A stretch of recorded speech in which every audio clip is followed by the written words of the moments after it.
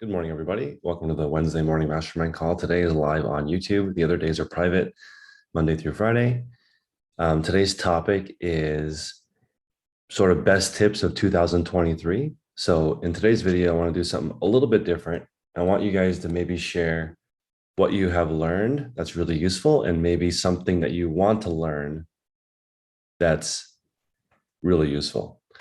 So for me, I would say something I have learned is that as long as you're consistent, you notice a lot of the small things that can help you improve and reduce steps. And I have been trying to reduce. And what I'm most proud of is this year, there's a lot less steps than when I first started. Everything has been streamlined a little bit more, and it's a lot less cumbersome having extra things. There's less steps between everything and much more organized than where I started at the beginning of the year. So I would say that's helped me a lot. Dana, can you start? What's helped you this much? What's helped you so far this year? And what do you want to learn? Well, a lot of things have helped me this year, by joining the group. But I think the standout thing that's helped me has been um, sourcing better items. That push was really helped me a lot. So being able to like focus a little bit more on the items. So that's been really good. And what do I want to learn in the future? Yes. I think one thing that I've always been very sort of content, where I'm at, and I really kind of admire, so many people in the group, their drive to improve and get better and become more profitable. So that's what I'm kind of looking forward. I'm starting to get out of my comfort zone a little and say, yeah, I can do better and I can be more profitable. So, I love it. I never thought about that. We do have a lot of driven people in the group. And I think that yes. I want to encourage people that you can do less but better. You don't have to do more. More is not sometimes worse. So you got to think less but better.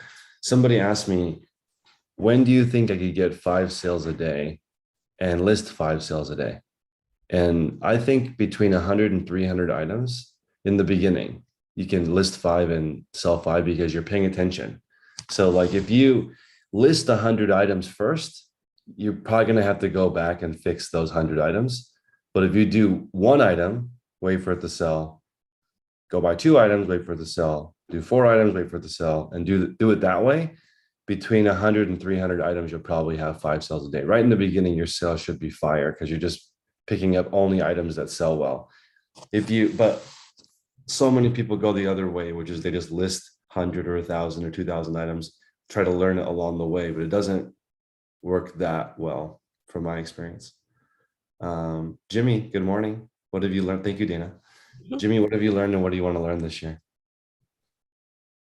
Ugh, Definitely, finding quality items. That was huge for me. In the beginning, I just picked up things that I thought were good and even things that I liked. And when I started just liquidating things in my store and picking up quality items and really taking the time, because I just have no patience. It's just what it is. And sometimes I'll go to the thrift and I'll rush through. I don't know why I do that, but if I feel like I'm taking too much time, I'll just grab things. And I did that for a while, but now that I stopped doing that, I'm taking my time and also, expanding my reach. So now I'm going to York, Pennsylvania. I'm also going to Lancaster, Pennsylvania, and Lebanon, Pennsylvania, where I was only staying in the Harrisburg, Mechanicsburg area. But now that I expanded that reach, I'm finding a lot more quality items. If I would have just stood in Harrisburg, I wouldn't have been able to even get my 5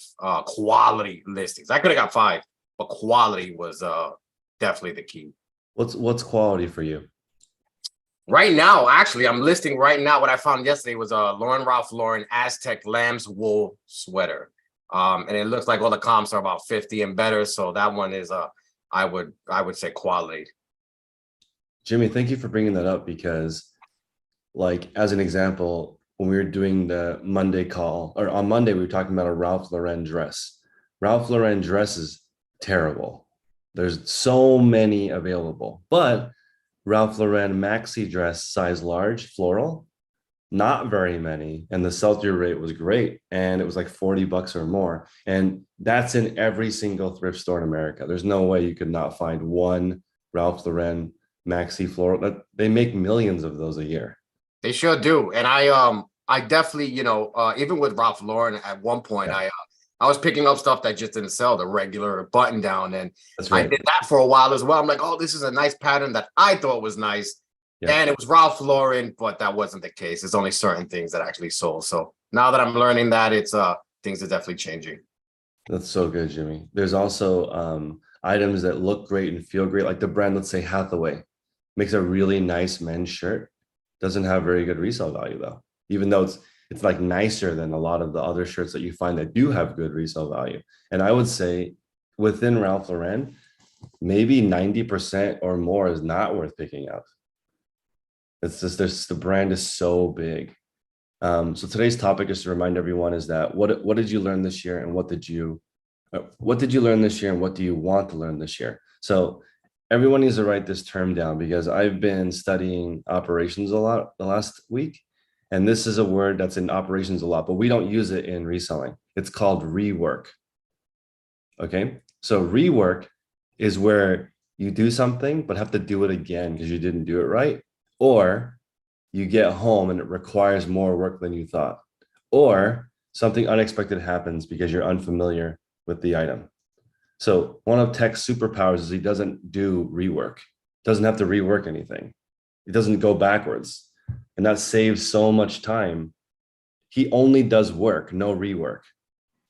Most people work for an hour and then rework 7 hours of the day, fixing the 1 hour of work that they did. Right? So our way of teaching is the laziest way. If you're in a hurry, the laziest way is to take your time because there's no rework. I wish I could somehow learn. They should teach that in high school. Hey, if you do things the wrong way, it takes longer. Like you got to go back and fix it.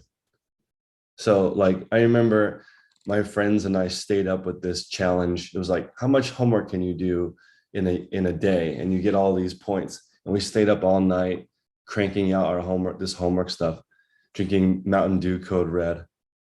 And every single one of the assignments we made failed. It didn't pass. Like you can't crush it all in the one day. It doesn't work. You're going to make so many mistakes. You have to go back. We didn't learn anything and we didn't get any good grades. Should have just done one assignment correctly and we would have scored more points than 20 incorrect assignments. So that's how I want people to think of it. The word rework is the biggest problem in the resale industry. You pick up only Aztec sweaters, you'll be fine. Right? There's plenty of people who want that.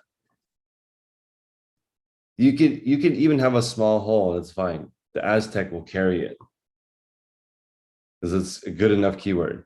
So rework let's all strive for no rework. Just take our time. I mean, like, who wants to redo their marriage and redo their relationship with their kids? And that's all horrible and painful. So let's just work and go to sleep. Harry, how's it going? What have you learned? What do you want to learn this year?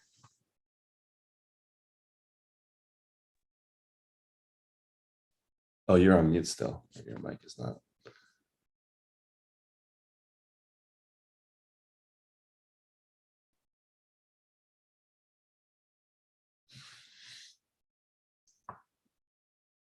We'll come back, Harry. Sally, good morning. Can you chat? I know you're on the run.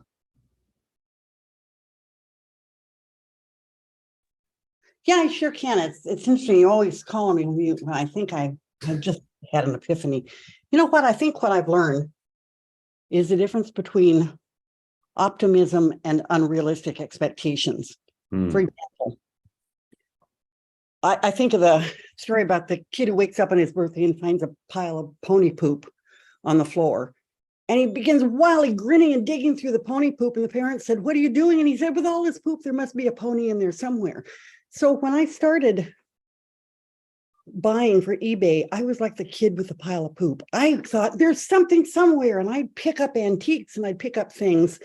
There isn't always a pony in the pile of poop. So what I have learned is to not expect unrealistic results, but to set something you can achieve, even set some interim goals. Yep. And the answer to hoping there's a pony in the pile of poop is getting good on a brand.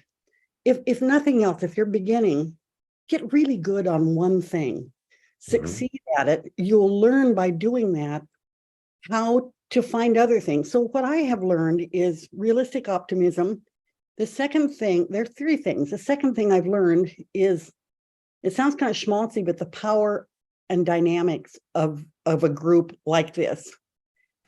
Sometimes you need a little wind underneath your wings, and I've always been a loner, but the amount of support, if nothing else, if there were no information, the amount of people who are willing to say, you know what, you're doing good, try this, is helpful. And the third thing is patience. I'm patient, but I want it right now. And so when new people come on, and when I came on, I saw people killing it, and I thought, oh, okay, well, I'm good at everything. I can do that. This is a process, and it takes time. So those three things: realistic optimism, and pacing myself, enjoy taking advantage of the group dynamics and the group support, and setting realistic goals. That's it. Sally, that's so good. I think with the experience, right, you realize that you go out and you go out to the store and find nothing. An experienced person might say that is realistic because I don't know anything. But it's not real. It's definitely not realistic to go to the store and find $10, $20 profit items, probably even your first year, because you don't know, unless you're really narrow, you only look in one category. But that's really good, Sally. I think the uninformed optimism you have when you see somebody else making money and you think, oh, I can do that. What's so special about this person? I can do that too. And you get trapped into thinking, like you get trapped into being in a hurry. But really, most people here are moving at a pace that's way faster than you think. Somebody in the chat on YouTube is saying, how do I turn 1 hour of work into 10 hours of results?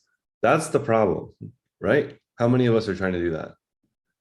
I'm actually trying to make up for a lifetime of mistakes this year. Doesn't really work that way though. It takes a long time. It took me a whole lifetime to make these mistakes. So it's going to take longer to fix it. So let's just all take our time. And Rebecca in the chat is saying she's learning how to be self-aware and avoid anything to do with fantasy behaviors. Yeah. If you guys have noticed, Tech doesn't actually make any recommendations. If you guys listen to what he says, he just says, this is what is working, or this is what is not working. There's no, I recommend you do what's working. He doesn't say that. He just lets you kind of flail around, even me. So it's time to not have to do that anymore, and just take your time. Max, what have you learned? What do you want to learn this year? I would say the biggest thing I've learned this year is compounding, and it kind of goes along with what you were saying about the redoing the things.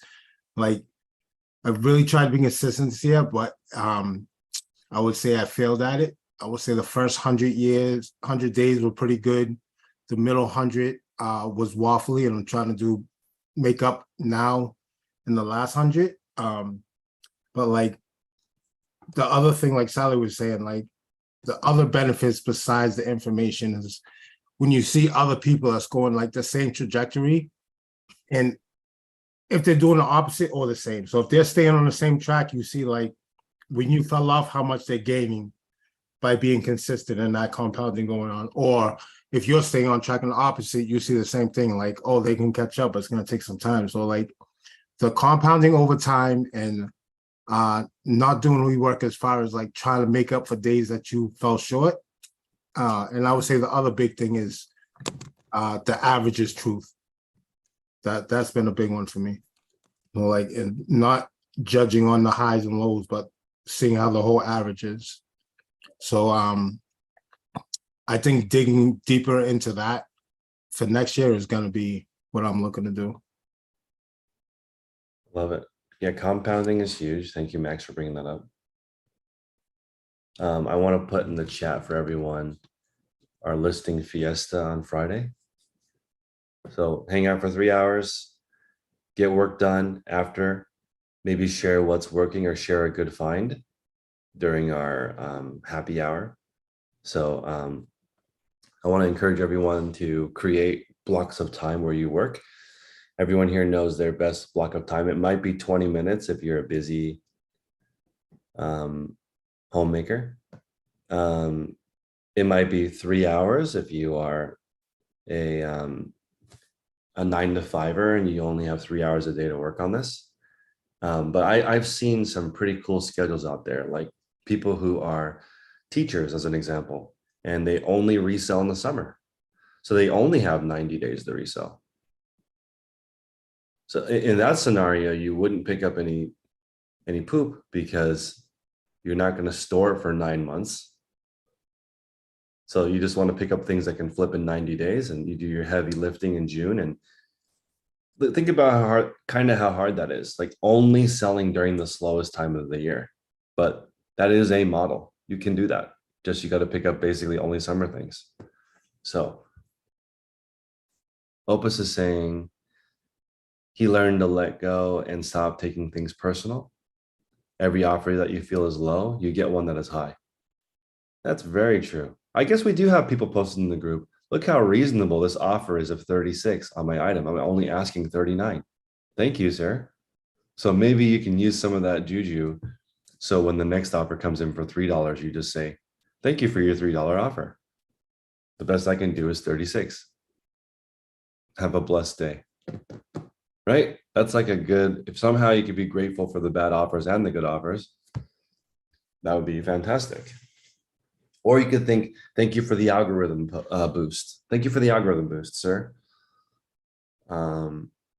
It's all activity. That's right, Mary. Somebody in the chat on YouTube is saying car parts are doing well for them, and that's going to be their niche this year. That's great. Ryan says he just got a reasonable offer, asking $44.99. Customer offered $40. That is fantastic.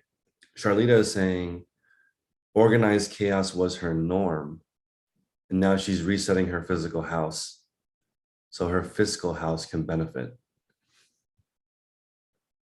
A lot of people, like the saying, how you do everything, how you do something is how you do everything. You guys have heard this. But I have definitely met people who are messy and still financially successful. It's just that their business is not messy, but their home is messy. That's a thing. Like it doesn't, it's easier if everything is neat, but let's see. John said the biggest thing is how to learn to get more work done in the same amount of time. So I actually think there's not a way to make it faster. The only way to make it faster is to not have rework. Does that make sense, guys? It's not faster. Tech doesn't do things faster. There's just no rework.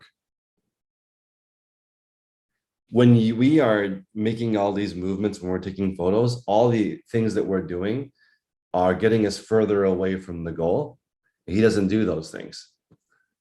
So that's a huge, like if you guys watch his video, if you guys are a lot of people asked last week about what I was talking about.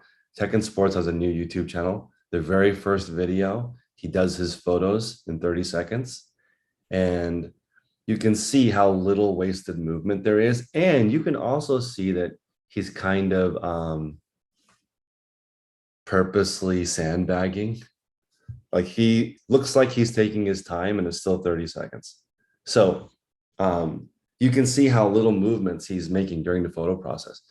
That's how you get more work done, is you remove all the stuff that sucks. So I was just thinking maybe everybody now till the end of the year, maybe everybody remove 5 to 10 items every day from your house and your workspace. By the end of the year, that's hundreds of things less. And it's just 5 or 10 items a day. You can just put them in a little plastic sack and bring it to your car.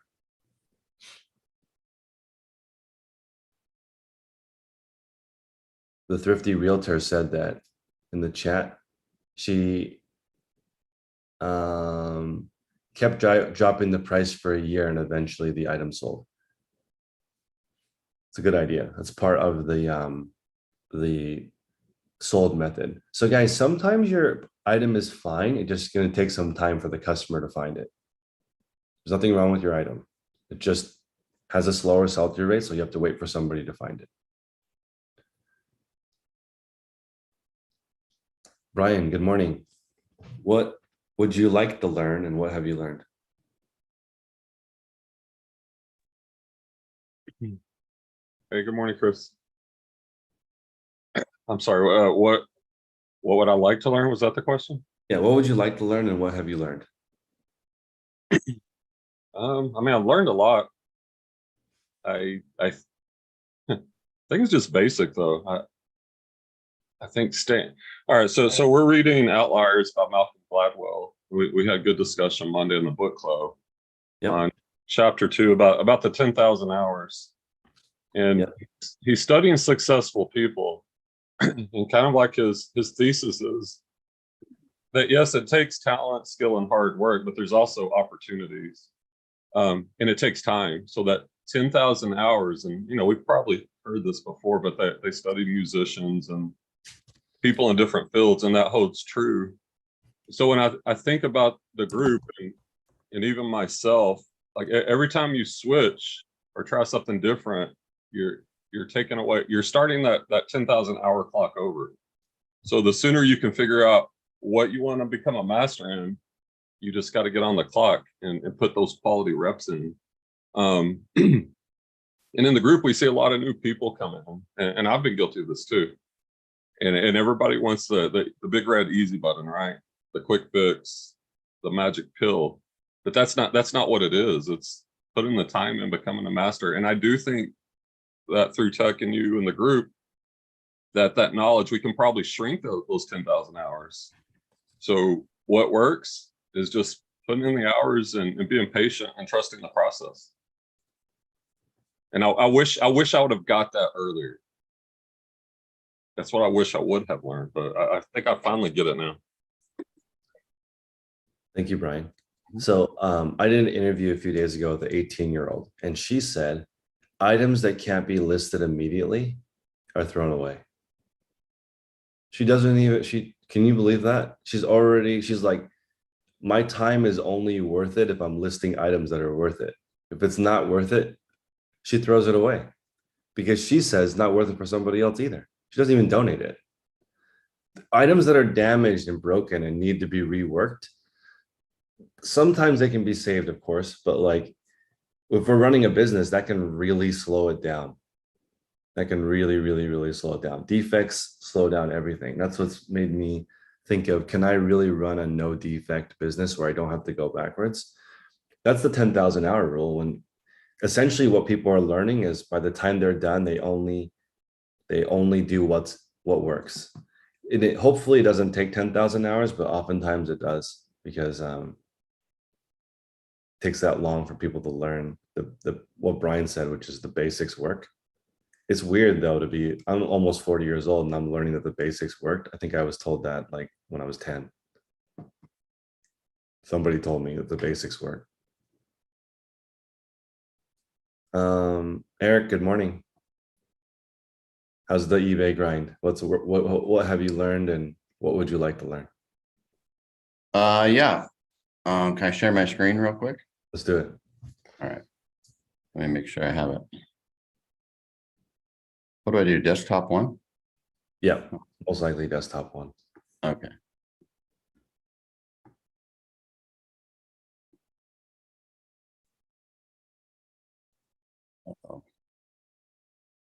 Anyways, so one of the things I learned was about sell-through.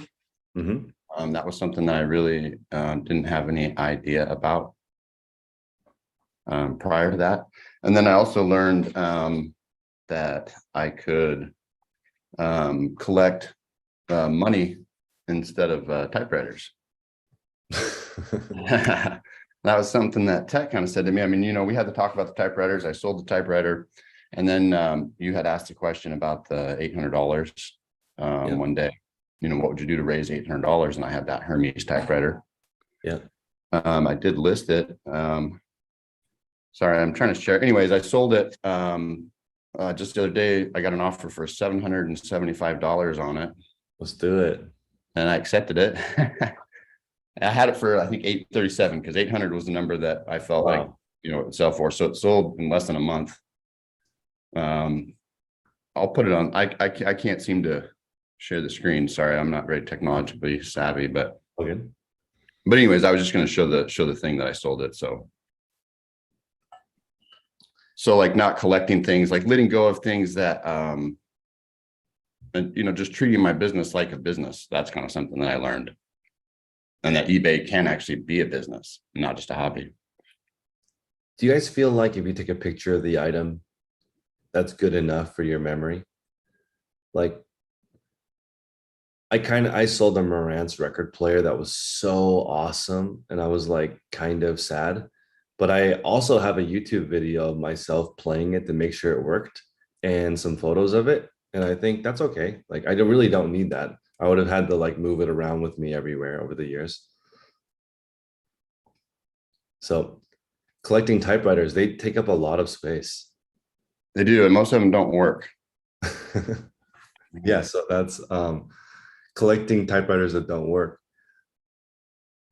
Is there a term for somebody who likes to type on a typewriter? Because it is really satisfying. I don't know. I don't know if I don't know if I could use a typewriter though for normal thing, but I like the mechanicalness of it. Yeah. Hey, I just bought a keyboard for my computer that is exactly like a typewriter keyboard. It makes the same sounds. Yeah. And I find it very satisfying. Yeah, it's a mechanical keyboard. They're awesome. Ryan says a clickologist. That's probably right. Thank you, Eric. Jason, good morning. What have you learned and what do you want to learn this year? Good morning. So the big lesson that I've been learning with this year is that effort and passion alone are not going to be enough. That's kind of been how I've attacked a lot of things in the past when circumstances would come up that required me to find another gig or hustle or something like that. And I think what made it click was I have this group of friends that I do an annual golf trip with. And so we'll go to like Pinehurst or Pebble or somewhere cool. Well, we went to Mesquite, Nevada. This year I did not play a lot. I was just as enthusiastic and passionate as all my friends. And most of them shot about 20 to 30 strokes better than me in the desert because mechanically they had worked on these things that are really important.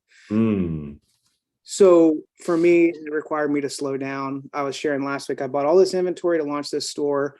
And so I slowed down to start an LLC, to set this up as a business, to get an account in place. Last week, I forced myself to go through hundreds of items, writing out every keyword, averaging out to determine what's even worth picking up, and realizing how much time I was actually putting into sourcing and what's worth it. So I think for me, it's that effort and passion is going to be good, but it needs to be directed. Yes. And it needs to be something that is accountable. And that's the reason for joining the group, really. There has to be a system around it, or it's just going to be a lot of effort without a lot of outcome. So a couple of questions. Do you guys call it the Ryder Cup? We actually did so we had 4 guys from Ohio and 4 from Michigan, and we paired off and we had different competitions like a Ryder Cup, and the losing team had to buy steak dinner and cocktails last night. So I love it. Yeah. I think everyone should have something like that they annually look forward to. So we got to make a reseller cruise or hangout that everyone can come do that. There's a work party, but I love that you like when people are good at stuff, usually you know why.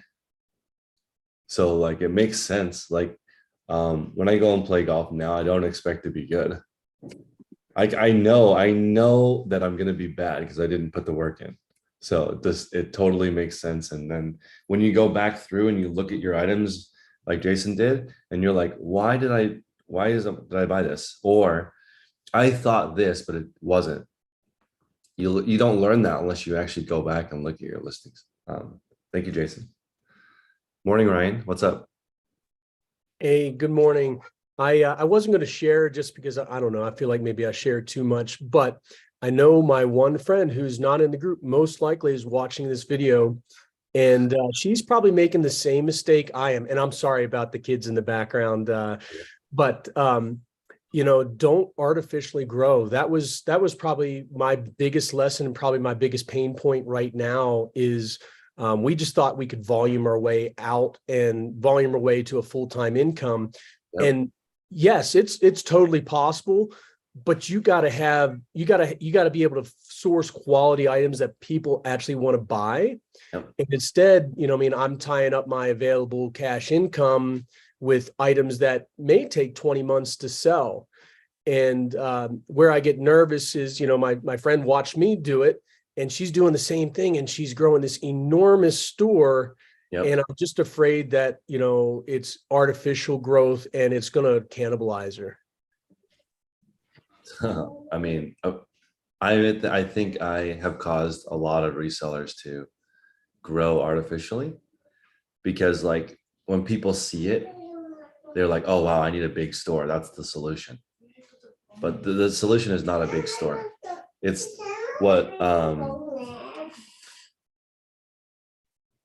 what Jason said. It's the effort directed a certain way. Morning.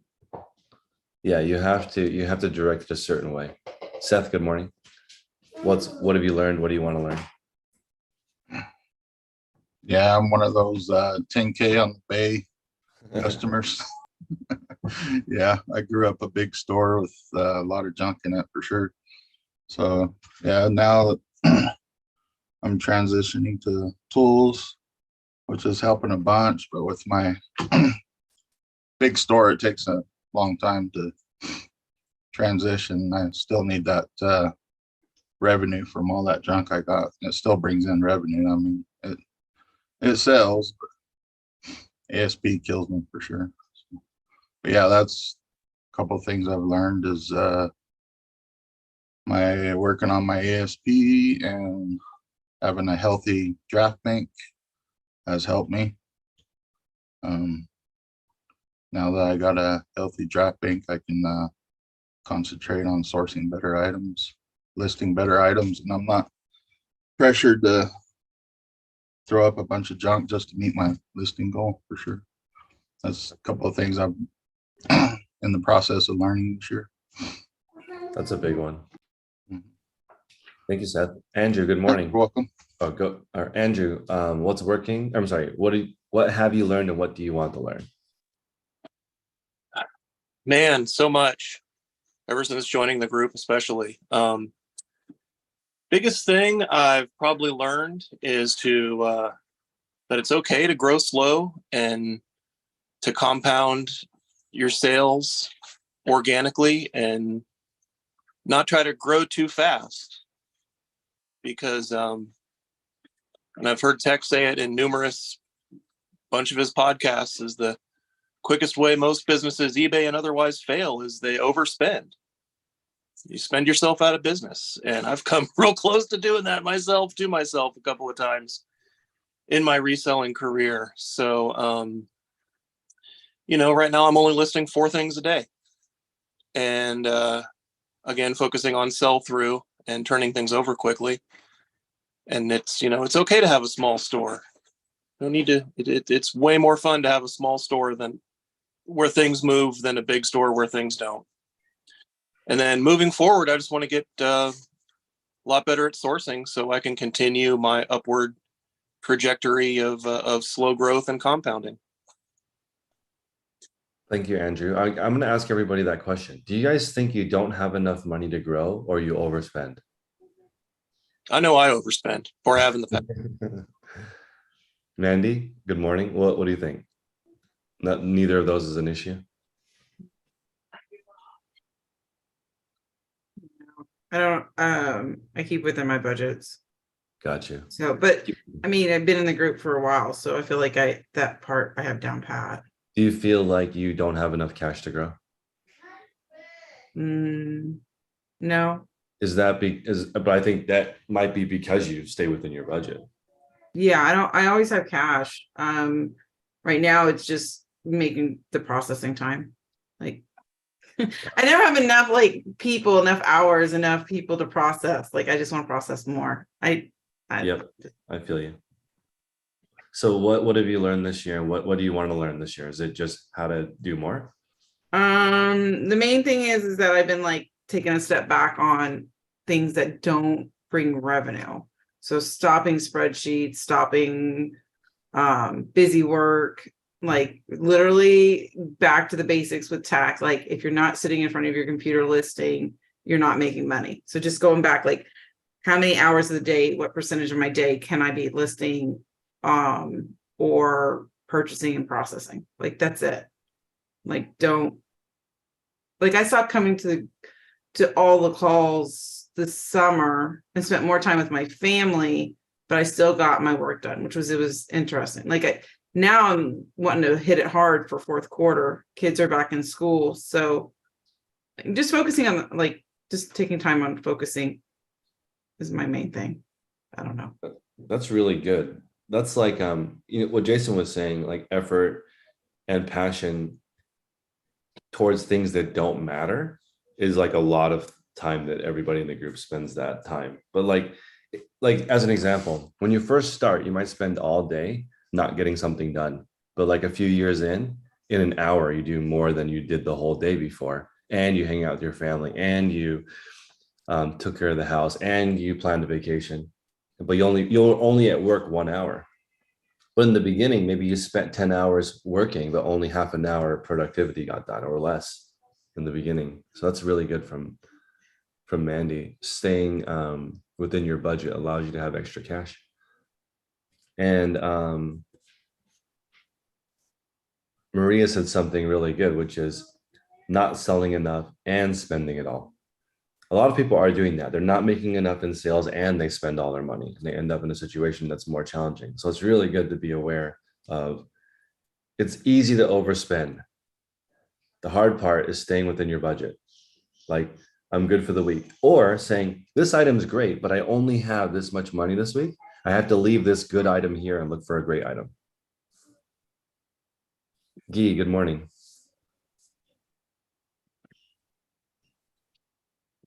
Hopefully they can chat.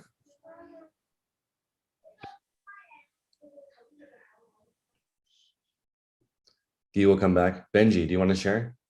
Good afternoon. You might be busy. Oh, there he I'll is. be done in like 2 seconds. Sounds good. Come back to me. We'll come back. Jimmy Jean, do you want to share? What have you learned this year and what do you want to learn? What I actually learned is that you can really, really make money on eBay. But yeah, it's true.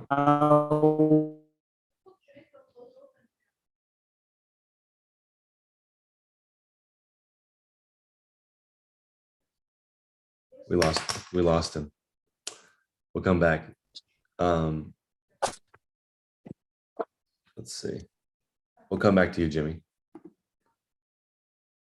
John says that he is in the high sell-through category, and he thinks it's fair to say that due to the high demand, it has saved his butt. Yes. If you buy really great items and you make a mistake, you're still fine. Isn't that a crazy thing? That's the number one thing that really, really, really helps. Mary says that she doesn't depend on eBay money. I think that's a great place to be too. Take your time. Try to get your finances under control, and then you can start multiplying your money. I think maybe a lot of people overspend because they just need that money to live, which is very normal in the beginning. Just have to be patient to get past that. Juanita, what have you learned and what do you want to learn this year? Morning, Chris, and everyone. There's so much that I've learned when I entered into this whole reselling business. I knew nothing about it. Thrifting I did because I liked it, but I didn't know you can make money at it. And this group I am so glad I saw your videos And I kept feeling like you knew something that I needed to know. And so being a part of the group and really learning all these things. And now this challenge after looking at the video that Tech did with the young woman, Terry, I really want to understand how to do this research on the sold 30 days to see, what brand. And I got a suggestion from one of the members of the group about looking at women's comfort shoes. And I started looking at that and I was like, oh my gosh, this is so much stuff, but I'm determined I'm going to get good at it. So I want to I'm taking my time, like you said, and Tech says, get good items.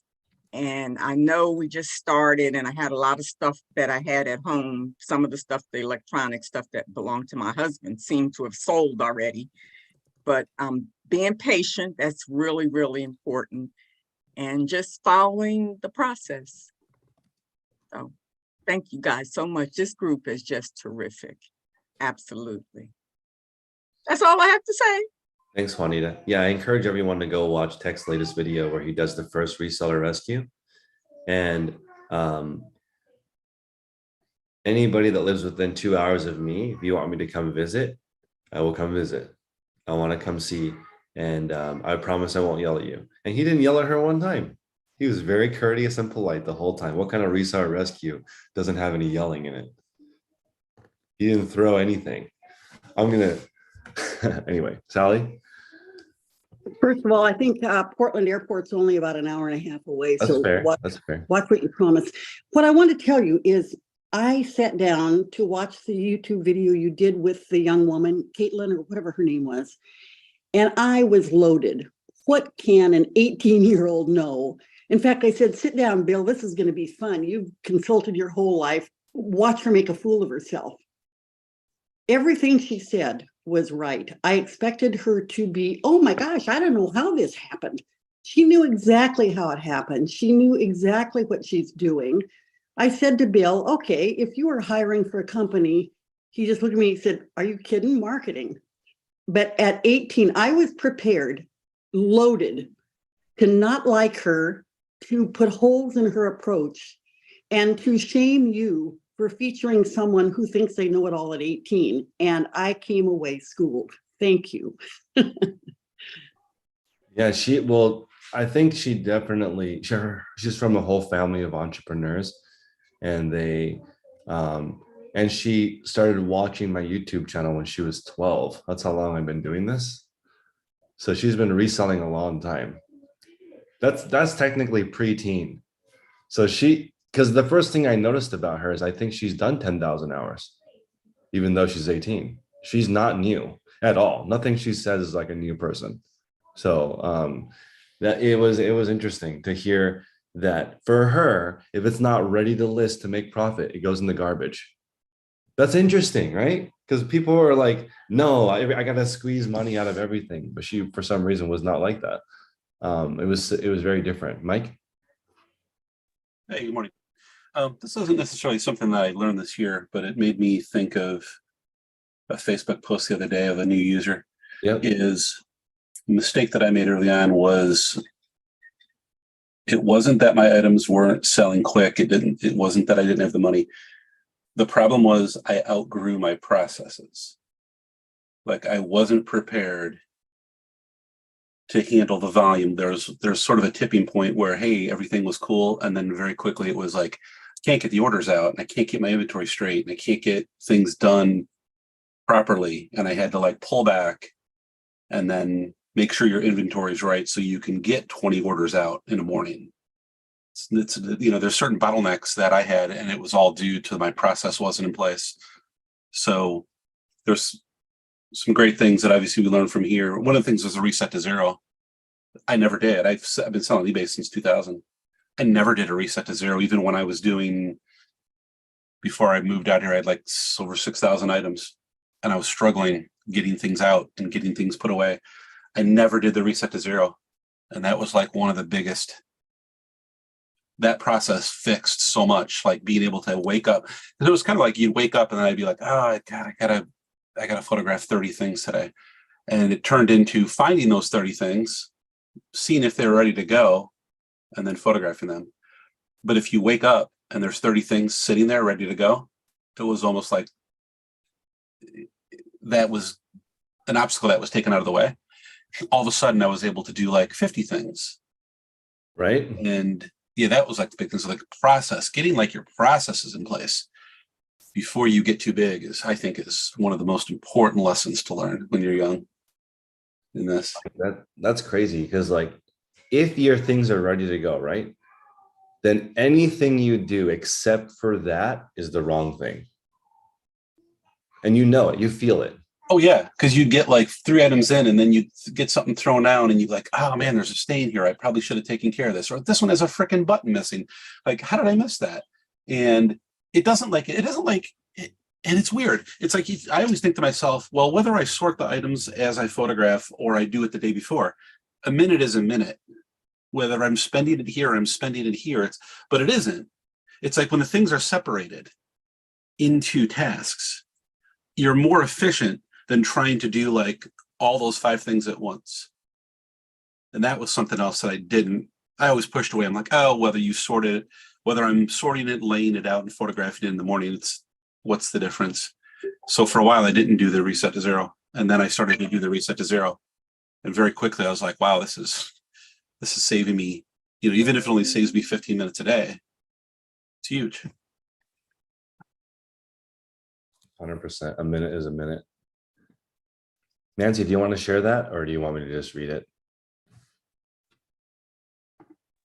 Sure, I can share it. One of my biggest takeaways was when my husband unexpectedly, I retired this year, and my husband, his business closed, which we did not count on at all. And I had to take the knowledge that I've learned from this group and still learning on how to be profitable and stay profitable, all of a sudden became the number one thing that I had to focus on. And that's ongoing, but it just made me realize how important the things that I pick up from the time that I spend listing, everything became important because all of it adds up to profit. So the scrutiny previously was not as intense as it is right now, but it's a good thing. It is a good thing. Benji, you ready? Thank you, Nancy. I am indeed. What have you learned, and what do you want to learn? Nice to see you. I don't know. It's weird because I learned everything this year, pretty much. So this year I learned everything about reselling. I started this year, so everything I know is learned this year. But the main sorts, there's been obviously the stuff's covered, like quality items is always important, but what it means to be a quality item, I find, was more important, because I was picking up items that sold for good money and high profit, but just because things sell for high profit doesn't mean they're quality, because they'll sit around for too long. And that's like that sort of basic stuff. But generally, that keeping things simple is far more powerful than you'd think, right? And that simplifying it, you don't have to make things more complex to be better or add anything extra to be better. You just need to get really good at what you're already doing and understand what you're meant to be doing. And once you kind of get in the habit of it, things become really, really easy. So the only thing missing for my next step in growing is just figure out my next habit for sourcing. Whereas I've got all the other habits built and it feels simple. Like I know what I'm doing when I come into work every day. I know what the next thing I've got to do is, and then I know what time period I'm doing it between. So it makes things very, very, very simple, very, very easy. And once you get all that sorted, everything just kind of flows together and you can kind of scale exponentially as long as you know what the next thing you need to add to your process is. But yeah, I learned a lot. Thank you, Benji. Jimmy, let's try again. Jimmy Jean, rather. Sorry, your video or your connection wasn't great earlier. That's why I turned off your video. But if you're in a better spot, what's up? What have you learned? Yes. What I was actually saying earlier is that I realized with eBay, I never thought you could actually make money with eBay. I always looked at it as something that wasn't glamorous and wasn't popular until I got in the group and I realized, wow, you guys can really, really make money. And I watch YouTube of what you guys would actually put on YouTube, etc. And I would say, wow, you can actually really make money. That's when I really started being more focused into the business. Once I actually got focused into it, I actually created like a process. What I'm gonna do first, second, third, fourth. And once I actually created that process on a piece of paper, everything been clear for me. And once that actually became clear, I know where to get my sourcings from, where to buy my stuff to put them online. As far as the sell-through rate, I don't know that, but I'm still selling. And I told myself I'm gonna have to learn it. Since you guys actually talk about it, I said I need to learn it so I can actually know my numbers better. As far as how long it's gonna sit, the moment I purchase it, how long it's gonna take to get sold, etc. I still don't know that part, but I'm still selling. I purchase items because I know what items to purchase. I know what sells, and every time I put it up there, it sells. So I'm not having that issue. I'm selling at least 4 to 5 items a day. It's not bad, but I said I could probably do more if I really, really hone down on my numbers. And also, one more thing that I noticed is by being focused. Niching down. I used to be the one that would buy all type of junk and can't really get rid of it. And to the point while I was in the midst of sourcing, buying different stuff, I came across GPSs that's constantly kept selling. And then I just kept my eye on that one. And then I realized I did more research. And by me doing more research, it's more of those type of GPSs. And then I would just purchase those over and over, and those would actually do good for me. And that's what I actually picked up from the group and stuff like that. And I appreciate you guys for actually putting this all together.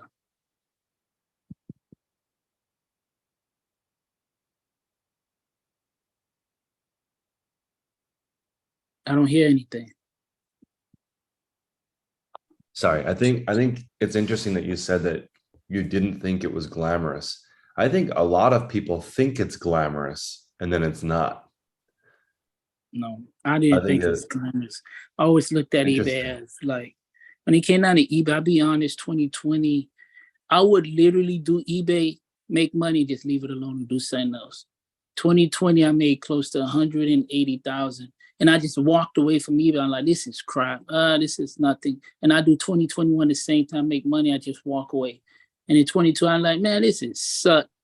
But it's just something about eBay online. It keep reaching out to me because I would literally go do something else that's like, this is more fun, more entertainment, more entertaining. eBay is just boring.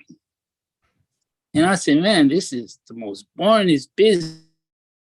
And I was watching something on YouTube. They say boring business is what it is. Yep. A lot of people want that glamorous, entertaining business. And that's what I was looking for, something I want to have fun every day. And I was like, man, eBay is no fun. It's so boring, but it brings me money. And I said, how can I constantly run away from something that's keep bringing me money? And then my wife would say the same thing. She said, Jimmy, this is what's keep bringing you money. I don't know why you keep running away from it. And I'm like, man, it's just so boring. It sucks. I don't know why. And then one day I just said, let me just stick with it and just keep doing it. And every time I do it, honestly, I could literally don't have no money. I would just turn on eBay and then boom, I got money coming in. I just could not understand that. Jimmy, that's some great insight. What do you guys think? Why is everyone not successful and making lots of money? I want to hear what people. Is it because it's not fun? Is that the main reason why people don't do the things that pretty much guaranteed to work on eBay if you buy good stuff and post it correctly? I don't know if you can really lose. But it is boring. It is boring to a degree.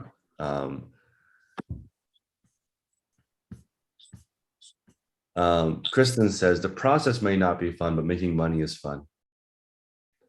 It's funny because I think most of life is everyone could be successful and probably knows how a general idea of how to do it, but just choose not to because it's not what they want to do. Like in terms of general life, like they know what the smart thing is to do most of the time, but they just don't do it because it's not what they want to do. And I think that goes for everyone. Like I still do that now. And with eBay, lots of people like there's parts of eBay that are really fun that people enjoy, like sourcing and shopping and whatnot, but only when they want to, even in that situation. And then they avoid, taking photographs or cleaning or prepping their death pile or whatever, because that's not fun and they don't want to do that. Yeah, makes sense. But I think it's a fun business, to be fair. I think compared to a lot of businesses, I'd rather be doing this than so many other things. Compared to most businesses, it's pretty fun. Good morning. Oh, okay. Thank you. Thank you.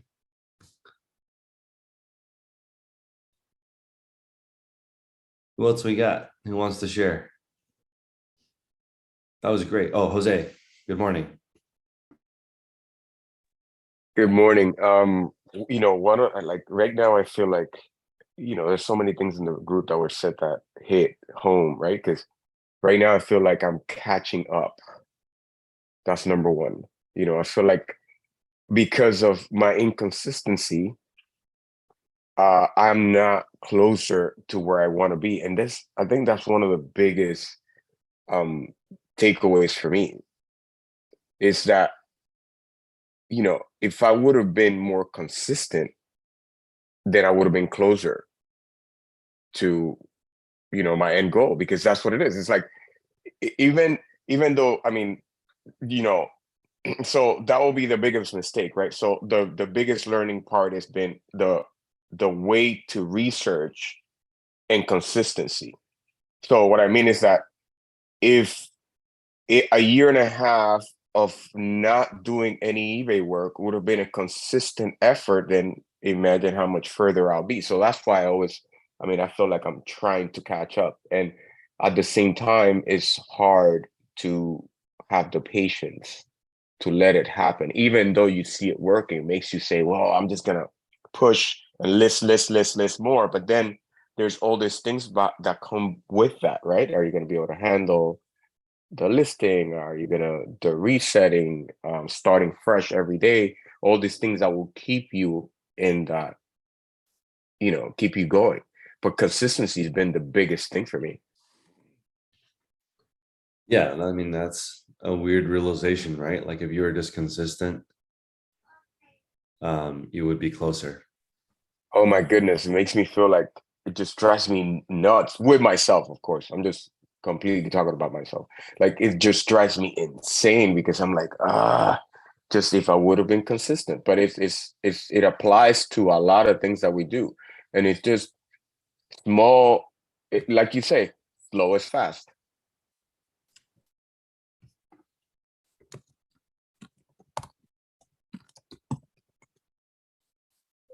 Let's see. That is, go ahead, Kayla. Thank you, Jose. I was gonna kind of comment on what he was talking about, and I realized a long time ago when I was in college and like struggling and feeling like it's gonna take forever or I should be further along because all my like peers are already graduated, whatever. I realized that like no matter what I do, time is gonna pass. Like I can't stop. I might as well just do it at a slow pace because I could just stop right now and go do something else, and in 10 years be in a different, like maybe be worse off, or I can just keep going slow and in 10 years be way better off, even though it's a slower ride. Like I can't stop time from going, so I got to just keep going slow. That makes sense. Yeah, I think that's rather go slow than not at all. And it adds up so fast over time. It just doesn't feel like that. Help? Okay.